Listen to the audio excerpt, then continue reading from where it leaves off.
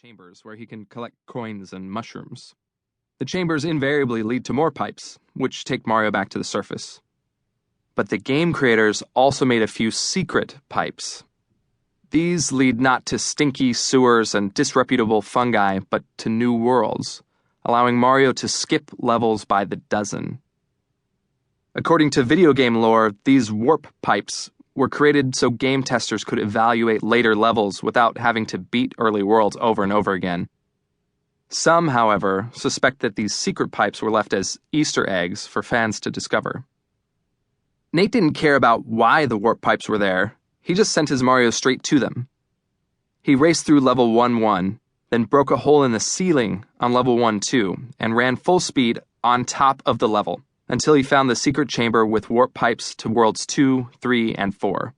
Of course, Nate picked world 4. Nate's Mario kept running, pausing only to eat a power-up mushroom, so he could race past a pair of Hammer brothers and survive. This gambit got him through the bad guys in half the time. Soon, he was climbing a secret vine that led to the warp pipe for World 8, which he then had to beat manually. He beat it. By this point, I'd scurried off to econ, but I can only imagine the victory dance that ensued in our dingy apartment. After I came home and saw the tape, I promptly told everyone I knew. Finishing Super Mario Bros. In 6 minutes using warp pipes isn't possible if you aren't truly good at Super Mario Bros. The warp doesn't mean you're going to win or that you deserve to. It just means that you don't have to slog through stages that you already know you can beat. This is not a book about video games, or the ensuing drama after Nate's record was sought and overtaken over the next few years. This is a book about warp pipes in real life. It took the oil tycoon John D. Rockefeller 46 years to make $1 billion. He clawed his way to the top of the 19th century business world. Starting with a single oil refinery in 1863, over 2 decades he constructed oil pipelines and bought out rival refineries until he'd built an empire.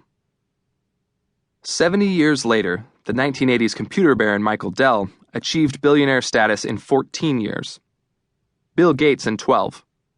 In the 1990s, Jerry Yang and David Filo of Yahoo each earned 10 figures in just 4 years. It took Pierre Omidyar, founder of eBay, 3 years to do it.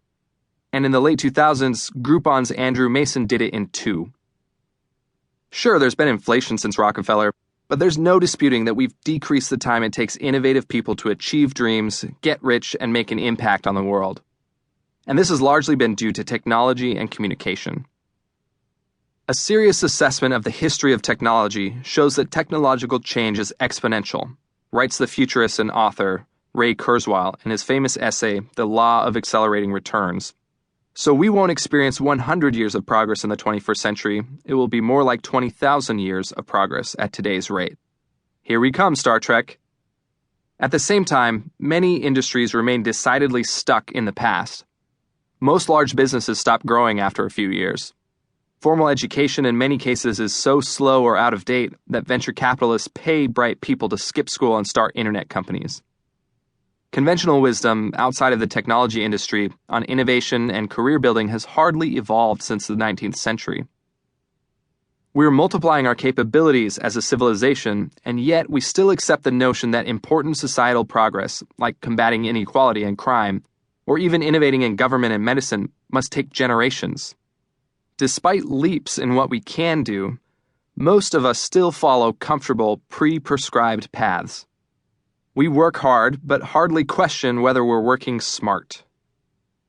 On the other hand, some among us manage to build eBay in the time it takes the rest of us to build a house. Pick your era in history and you'll find a handful of people across industries and continents who buck the norm and do incredible things in implausibly short amounts of time. The common pattern is that, like computer hackers, certain innovators break convention to find better routes to stunning accomplishments. The question is, can finding these better routes be taught? Pretend you're driving a car in the middle of a thunderstorm, and you happen upon 3 people on the side of the road. One of them is a frail old woman who looks on the verge of collapse. Another is a friend who once saved your life. And the other is the romantic interest of your dreams. And this is a once-in-a-lifetime opportunity to meet him or her. You have only one other seat in the